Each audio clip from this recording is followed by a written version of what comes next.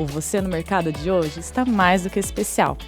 Neste episódio, nós vamos entender os desafios encarados pelos jornalistas durante sua profissão e conhecer um pouquinho mais sobre a trajetória do jornalista e vencedor do prêmio ESSO de Jornalismo Esportivo, Nelson Nunes.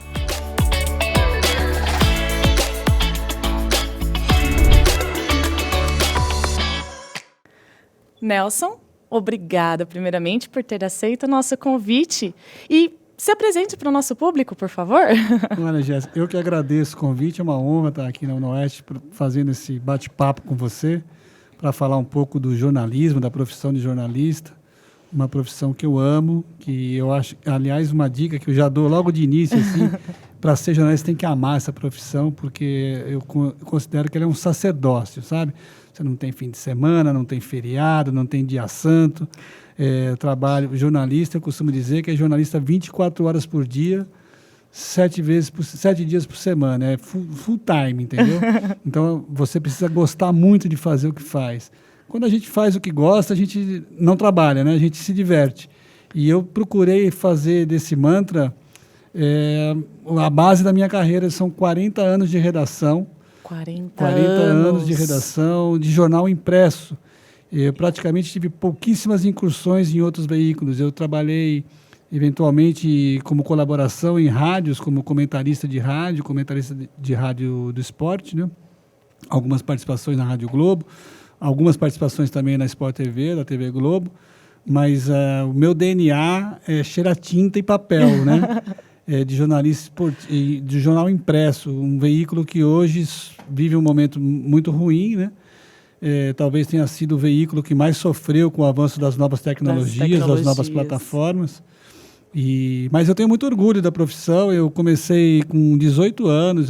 Assim que eu entrei na faculdade, eu fiz a Casper Libero em São Paulo, Faculdade de Jornalismo Casper Libero. Com 18 anos eu entrei no vestibular lá e já comecei a trabalhar numa redação de um jornal que hoje não existe mais na versão impressa, que só tem na versão digital, chamada Gazeta Esportiva. Sim, e famosa. Ali eu comecei com 18 anos e me formei e continuei no jornal e fiquei por lá por 11 anos. Trabalhando com esportes amadores no início, depois com futebol, cobertura de futebol.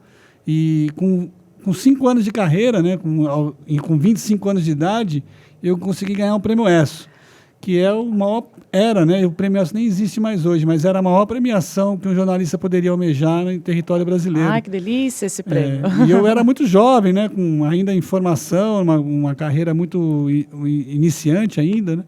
Conquistei esse prêmio e esse prêmio me ajudou a trilhar um horizonte bem positivo na carreira, porque me credenciou a ter uma trajetória reconhecida de talento, enfim, isso me ajudou bastante, né? Eu fiquei na Gazeta por 11 anos e depois eu me transferi nas vésperas da Copa de 90, eu me transferi para o Diário Popular, que era um jornal concorrente da Gazeta, tinha um caderno de esportes muito forte, e eu nesse período, quando eu trabalhei na Gazeta, eu acumulava dois empregos. Eu também trabalhava na Folha da Tarde. E tinha 2 horários, então, quando eu folgava em um, trabalhava no outro, era uma loucura. Aí eu resolvi sair dos 2 e fui trabalhar no Diário Popular, que era um jornal que tinha um período, um jornal esportivo chamado o Popular do Esporte, mas eu fui trabalhar no Diário quando esse jornal de esporte estava acabando. E eu falei, vou para lá porque eu tenho a chance de ir para a Copa do Mundo, e fui fazer a Copa da Itália pelo Diário, e acabei ficando 24 anos nesse jornal. Eu construí uma carreira lá de repórter de esportes e saí como editor-chefe, como diretor de redação. Então, eu passei por todos os postos da redação que você puder imaginar. Repórter, chefe de reportagem, pauteiro, editor, subeditor, editor executivo, editor-chefe e diretor de redação. Então, construí essa carreira lá e de lá eu praticamente me aposentei, né? Saí de lá e fui tentar fazer uma carreira de consultor, que faço alguns trabalhos de consultor de mídia impressa. De mídia impressa? Especificamente de mídia impressa. Eu realizei trabalhos na área de consultoria em 2 jornais das organizações Globo no Brasil Central, né? Um em Goiânia, que é o Jornal Popular, e um em Tocantins, em Palmas, o Jornal Tocantins. São 2 jornais pertencentes ao grupo Jaime Câmara, que é afiliada da TV Globo lá em Goiás. E de lá eu saí para fazer um projeto de criação de um jornal em Angola. Um jornal de língua portuguesa em Angola, e a gente está fiz toda a parte de desenho, de projeto gráfico, né, de estruturação editorial e gráfica desse jornal, que está para ser lançado futuramente. E, paralelamente a isso, tenho trabalhado com a mídia corporativa, por conta da pandemia e também por uma redução de possibilidades de mercado, né? O mercado acabou se fechando muito para a gente da minha idade, com o meu histórico, é mais difícil você ser recolocado, né, no mercado. Uhum. E eu acabei criando uma empresa, eu e minha mulher, também é jornalista, criamos uma... Casal jornalistas, então. Nos conhecemos na redação, namoramos na redação. Começou tudo lá. Casamos lá na redação do Diário. E hoje a gente tem uma empresa de comunicação corporativa que atende basicamente o segmento do mercado de agronegócio. Ela é especialista na área de agronegócio e eu tenho dado um apoio para ela lá. E, como já não tinha mais nada o que fazer, me candidatei a presidente da Associação dos Cronistas Esportivos do Estado de São Paulo. Não tinha mais nada, né, para tentar. Fui eleito presidente da associação em fevereiro, assumi em março. E de lá para cá não parei mais de trabalhar com isso. Então falei, nunca trabalhei tanto nos últimos anos como eu trabalhei nesse último mês, como presidente da CESP, que é um cargo voluntário, não é remunerado, mas que tem me dado muito prazer de trabalhar e é uma forma de retribuir também um pouco para o mercado de jornalismo esportivo do que eu consegui ao longo desses 40 anos. Então, deixa eu abrir um parêntese aqui para o pessoal perceber o quanto essa entrevista está sendo bem especial, né? Então, vamos lá, Nelson. Bom, a sua carreira iniciou super novinho, né? E começou lá no jornalismo impresso. Durante todo esse período, toda essa sua carreira, o que você notou de diferença? O que veio mudando nesse período todo? Eu costumo dizer que o jornalismo talvez tenha sido uma das profissões que mais foi impactada pela revolução digital, né? Uhum. Porque mudou a forma de fazer jornal, mudou a forma e o conteúdo do jornalismo mudaram com a revolução digital. Especificamente no mercado de mídia impressa, a mudança foi muito mais sensível, né? A gente sentiu muito mais essa mudança, porque mudou também o comportamento dos leitores. Para falar sobre o jornalismo, a gente sabe que existem vários desafios, não é? E quais são os desafios, os principais desafios assim, que o senhor consegue descrever para a gente? Olha, o jornalismo ele tem um desafio, um compromisso com a ética, né? Eu acho que é uma das profissões que exige muito um compromisso ético, moral, de você trabalhar sempre... A gente tem um ensinamento, uma regra básica, um pilar do jornalismo, que é ouvir os dois. Toda a verdade tem 2 lados. Uhum. Né? É difícil você aprender isso e executar isso, porque às vezes chega uma informação para você que alguém te passa, que é uma exclusividade, e você às vezes, no afã de publicar primeiro, acaba cometendo o pecado de não ouvir o outro lado, né? Porque a gente brinca, toda a verdade tem 2 lados. Então, eu acho que o desafio de ter um comportamento ético é fundamental para o jornalista, né? Trabalhar com a verdade, sempre ouvindo as versões dos fatos. Existe o fato e as versões do fato, né? Uhum. Não tomar aquilo como uma verdade absoluta. É um desafio, né? Exatamente. A outra é você ter um compromisso com o público, né? A gente, como jornalista, na verdade, a gente é um veículo de retransmissão de uma mensagem. A gente não é a mensagem final. Então, assim, você tem que se preocupar em saber com quem você está falando, para quem você está falando e como você está falando. Bem ou mal, a gente representa esse público, né? Uhum. A gente, quando está fazendo uma matéria de investigação, quando está fazendo uma entrevista com alguém, a gente tem que se sentir na posição de que está representando as pessoas que gostariam de ter a possibilidade de fazer aquela pergunta, né? Imagine assim no rádio, quando você está no rádio, quando você está entrevistando alguém, você está representando a massa de audiência que gostaria de estar participando daquela entrevista. Então, você ter essa consciência de que a gente é um elo, né, entre o público, a opinião pública e o entrevistado, entre a opinião pública e o fato. A outra coisa é o compromisso com a verdade, né? Principalmente. Principalmente. Tem um jornal nos Estados Unidos, eu não vou lembrar o nome dele, que o slogan dele aqui você só encontra a verdade. E um dia perguntaram para o dono do jornal como é que você... É verdade mesmo que o seu compromisso é com a verdade? Ele falou assim, você acha que por 50 cents eu só ia vender verdades? Sim, é uma piada que se faz. Sim. Né?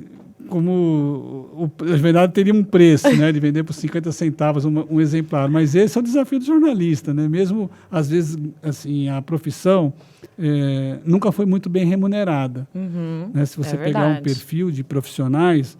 A área de jornalista de jornal e rádio e TV, tirando as raras exceções que são o cast que brilha, né? A base miúda, a raia miúda que faz a produção, que carrega o piano, a remuneração é muito ruim. Entendo. Né? O mercado de trabalho tem uma faixa salarial bem pequena. Então, assim, você tem que ter, quando eu falei lá no começo o amor à profissão, está acima do teu ganho material, né? Porque muita gente poderia trocar a profissão por algum trabalho que lhe rendesse mais dinheiro. O bom jornalista é aquele que, mesmo ganhando mal, ganhando pouco, consegue se manter fiel ao ideal de ser jornalista. Faz por amor, né? Fazer por amor não existe benemerência no trabalho, né? O trabalho é uma relação do capital e trabalho, você tem que receber por ele, né? Mas você tem que, às vezes, colocar acima do teu ganho esse teu desejo de fazer uma prestação de serviço para a sociedade. Eu também vejo uma responsabilidade social muito grande na figura da comunicação, né? Por isso chama comunicação social, né? O curso de comunicação social, de você ter uma representatividade social grande, na medida em que o jornalismo poderia ser definido como o quarto poder, né? Você tem o poder executivo, legislativo, judiciário e o jornalismo, que está ali como o poder que vigia a sociedade, que trabalha pela sociedade, que vigia o poder, né? Está sempre cobrando. Então, essa função social de ser vigilante da sociedade também é muito importante. Né? O jornalista tem peso na sociedade, né? É ele que leva o conhecimento a todos, né? Os fatos a todos. Acho que esse é um grande desafio de realmente encarar, perceber e ter esse compromisso de levar a verdade à população, à sociedade de modo geral. E para a gente saber, assim, para ser um bom jornalista, quais as competências e as habilidades que eles precisam ter, né, para ser um bom jornalista? Olha, hoje o jornalista não precisa mais passar por um banco escolar. Né? Uhum. Com mudança da lei no MEC, a profissão passou por um processo em que qualquer um poderia ser jornalista, né? Tirar o MTB, o Registro do Ministério do Trabalho. Mas eu, que sou um abnegado da academia, que acho que a formação intelectual do jornalista é fundamental. Com certeza. Né? Então, passar por uma universidade, por uma formação de estrutura básica, para entender o que é a profissão. Porque o jornalismo é uma das ciências humanas, talvez a que exija mais conhecimento, porque a gente é generalista, né? A gente tem que saber um pouco de... Jornalista em redação tem que saber um pouco de tudo. Tem que saber... caiu um avião, tem que entender de aeronáutica. Teve um incêndio, tem que entender de processos químicos, de socorro. Teve uma ação policial, você tem que entender de segurança pública. Então, assim, você tem que ser um generalista. E o generalista, ele precisa de uma base cultural muito boa. Muita leitura, muita informação. Estudo o tempo todo, né? Exatamente. Você tem que sempre se reciclar, de estar atento, né? Se atualizando. Se atualizando, estando a par do que está acontecendo. Porque as notícias, embora elas se resumam ao fato em si, se você for analisar, todas as notícias estão encadeadas. Há um encadeamento de fatos, né? Uma coisa leva a outra, você tem uma suíte que leva a outra coisa. Então, se você não tem essa ideia de um mundo mais plural, de uma abertura, você fica muito limitado à sua verdade, né? Uhum. Então, eu acho que isso é importante demais, você ter essa formação, primeiro, uma formação intelectual, cultural, básica, essa disposição de estar sempre atualizado, né? De buscar atualização, informação, e estar antenado, alinhado com os novos processos, as novas mídias, os novos formatos, né? Eu sou um jornalista que eu me considero um dinossauro, porque eu só trabalhei em jornal impresso E hoje a gente vê assim as tantas possibilidades que tem de produzir conteúdo, né? A gente está aqui num podcast que é uma ferramenta tão atual, né, tão moderna, que faz... Na verdade, é um derivado do rádio, né? Sim. Um derivado do velho rádio, mas é um novo formato, né? Hoje a gente tem os blogs, que são uma linguagem mais pessoal do jornalista, que a gente chamava lá do jornalismo opinativo, que poucas pessoas tinham acesso a eles na redação. Você não tinha jornalistas que tinham a capacidade de opinar. E hoje todo mundo pode opinar, né? O livre exercício da opinião. Talvez os jornais tenham perdido um pouco de relevância, e eu falo mais dos jornais impressos, porque eles perderam essa capacidade, esse poder de ser o produtor do conteúdo, né? O monopólio da notícia não está mais na mão dos jornais. Qualquer um faz notícia. Qualquer um faz Qualquer notícia. um que sai na rua com o seu celular ligado, com uma câmera ligada, ele produz uma notícia do mesmo modo que a gente produzia. É óbvio que a gente tem a técnica de produzir, tem a técnica de melhorar aquilo, tem a técnica de descrever, mas divulgar o fato, propagar o fato, compartilhar uma informação já não é mais monopólio do jornalista. E talvez esse seja o nosso maior desafio hoje, né? E aí, desafio também, eu acredito que seja também essa questão dos fake news. O pessoal hoje, pela facilidade de todo mundo criar conteúdo, né? Eu acredito que isso também se tornou um grande desafio para o jornalista hoje, né? Eu só acredito em informação legitimada ou por um jornalista ou por um veículo estabelecido. Eu acho que a gente deve sempre desconfiar do jornalismo de WhatsApp, que é o que a gente vive hoje, muito em função até de problemas políticos, eleitorais. Criou-se uma indústria de fake news que a gente precisa ter muito cuidado com isso, né? Eu digo que a internet, ela, ao mesmo tempo que democratizou o acesso à informação, ela produziu muita coisa ruim, muita coisa trash, né? Que a gente deveria saber selecionar o que é bom e o que é ruim. A fake news hoje, ela é uma indústria a serviço de interesses bem diversos, que a gente precisa estar atento, né? E o jornalismo de verdade, o bom jornalismo para fazer custa caro. Né? Você precisa de estrutura, você precisa de gente, você precisa de qualificação, você precisa de filtros. E é bem diferente de você produzir uma notícia como a gente vê hoje na internet, com veículos fantasmas, com jornalistas que assumem vários perfis em defesa de vários interesses. Eu digo sempre, a internet, ao mesmo tempo que democratizou o espaço, permitiu o acesso de muitos idiotas, né? Assim, a informação idiotizada, né? Você falou da fake news, a gente já assistiu nas últimas eleições um processo complicado, tanto no Brasil quanto nos Estados Unidos. Isso não é problema só do Brasil, não, né? O mundo todo sofre com isso.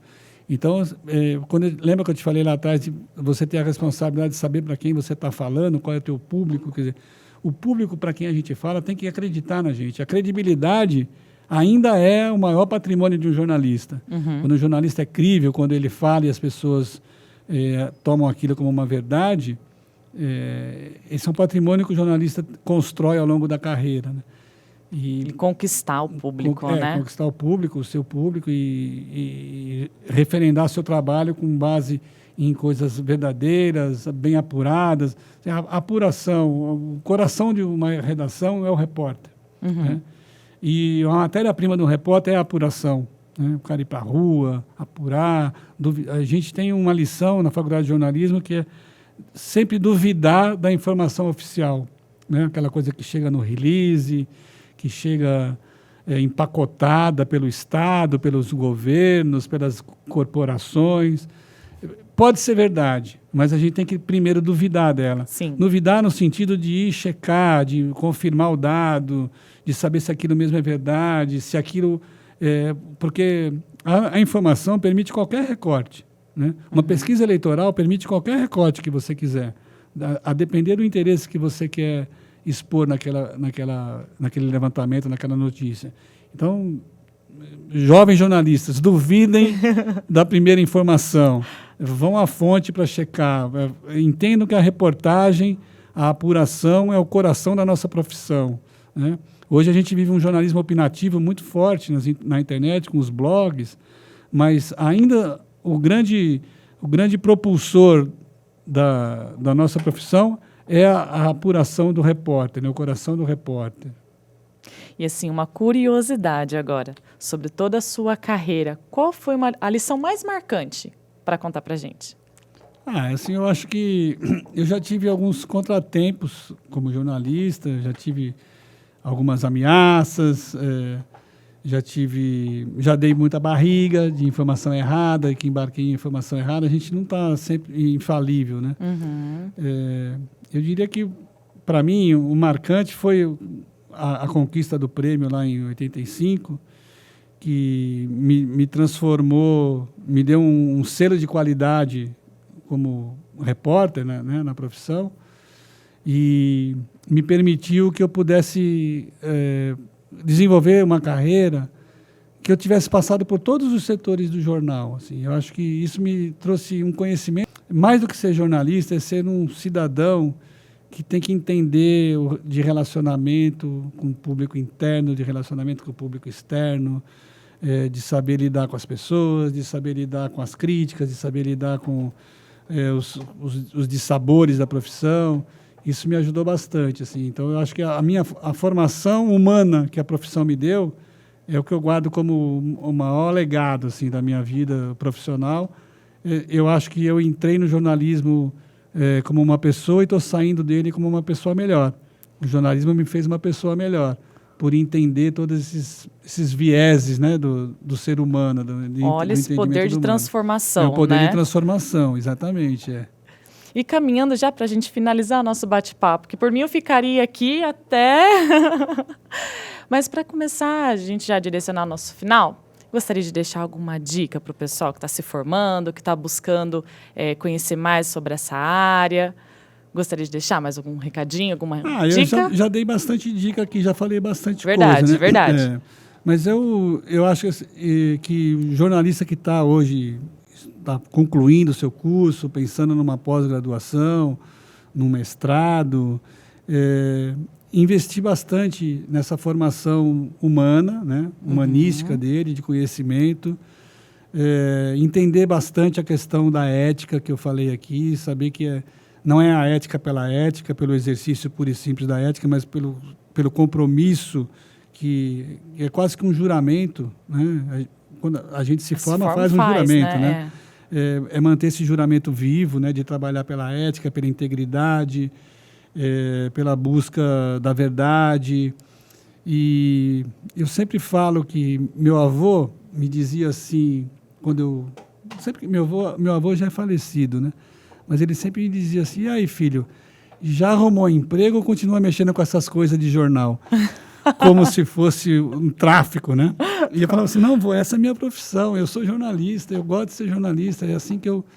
E entender que você pode ganhar a sua vida, construir a sua vida sendo um bom jornalista, ético, íntegro, sem participar de processos escusos, né? Porque o jornalista hoje, é importante dizer também, vive sob ataque, né? Nossa profissão está sendo muito questionada, envolvida numa questão política de um Brasil dividido num fla-flu, e o jornalista está no meio disso. Fica o tempo todo buscando, né? Os culpados. E assim, eu acho que você tendo um comportamento ético com a tua profissão, com os teus ensinamentos, com o que você aprendeu na escola e na vida, você consegue surfar essa onda sem ser contaminado por A ou por B. Né? Importante. Passar meio que incólume por isso, você superar isso.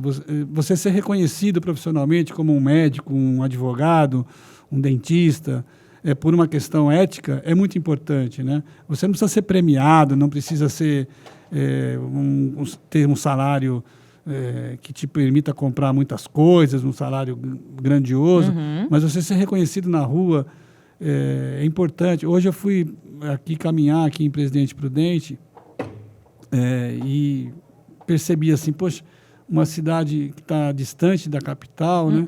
Mas com tanta gente boa, com tanta coisa boa para contar. Eu estou aqui na UNOeste, a gente foi conhecer lá a Sala Beta, o que vocês estão fazendo aqui, né? Assim, coisa maravilhosa que acontece aqui dentro da universidade. Pô, o jornalista, os alunos que estão aqui hoje, têm isso em mente, assim, que aqui é um berço de uma formação importante, que pode sair daqui com mais do que um diploma, né? Porque o diploma nem é necessário hoje para você ser jornalista. Não é necessário. Mas essa formação que a academia te dá, que a universidade te dá, é fundamental. Então, eu não tenho como dar conselho, né? Porque cada dia é um dia. Mas, assim, viver o jornalismo no seu dia a dia, cada dia um dia novo. Nós temos essa prerrogativa de ter uma profissão em que não existe a rotina. Nenhum dia que você chega na redação será igual ao dia anterior. Não. E será diferente do dia de amanhã. Então, viver essa experiência, né, de viver uma carreira que possa te permitir viver um dia após o outro. Um dia novo a cada dia. Dia após o outro. Marcou essa. Um dia novo a cada dia. Nelson, muito obrigada por estar aqui comigo, com a gente, fazendo esse bate-papo bacana. Tenho certeza que enriqueceu bastante o pessoal, tá? Muito obrigada de coração por estar aqui, dividir o seu tempo com a gente, sua trajetória, dividiu experiências com a gente. Muito obrigada de coração. É uma honra. Eu que agradeço o convite e me coloco à disposição de vocês para futuros bate-papos, trocas de experiências.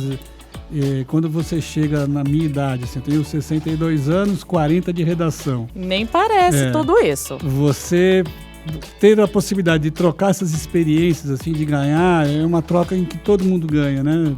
Eu posso passar um pouco da minha experiência para vocês e vocês também me trazerem ensinamentos da modernidade, dos novos tempos. Eu tenho uma filha de 20 anos e um filho de 26, eles nunca leram um jornal. Meu Deus. E para mim isso é um desgosto, né? Porque nunca leram um jornal. Mas eu aprendo muito com eles, eu vivo no TikTok. Tá sempre atualizado, tá sempre atualizado. E essa coisa das redes sociais, do TikTok, enfim, do Facebook, WhatsApp, a gente tá sempre lá. As redes todas, né? Então, assim, é uma troca de experiências, né? Eu não posso mais voltar no tempo, já fiz o que eu tinha que fazer, mas ainda tenho muito que aprender, né? Muito obrigada. Obrigado. Bom, pessoal, e esse foi Você no Mercado de hoje. Curtiram? Deixa seu like, compartilha com os amigos. Se quiser deixar algum comentário pra gente, vai ser ótimo. E a gente se vê no próximo episódio. Até a próxima!